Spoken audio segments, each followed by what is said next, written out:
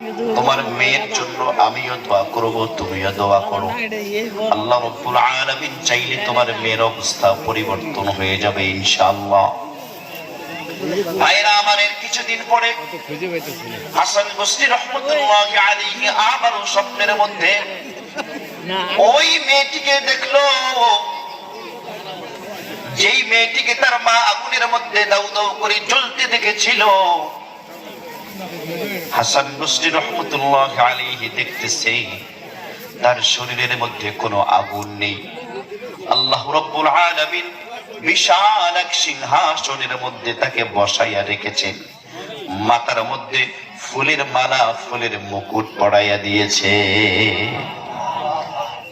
হাসান বসরি রহমতুল্লাহি আলাইহি জিজ্ঞাসা করেন, আল্লাহর বান্দি, তোমার মা তো তোমাকে স্বপ্নে দেখেছিল তুমি আগুনের মধ্যে দাউ দাউ করে জ্বলছো।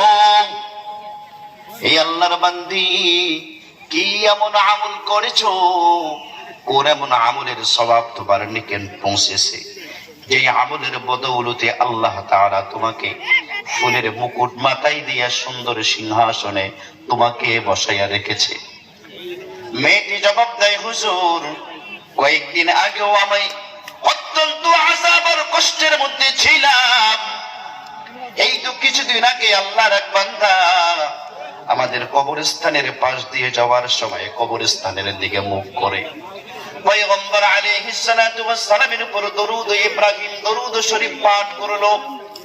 মহব্বত মিশ্রিত, ভালোবাসা মিশ্রিত দরুদ, যেই দরুদ পয়গম্বর আলাইহিস সালাতু ওয়াস সালামের রওজায় পৌঁছে গিয়েছিল।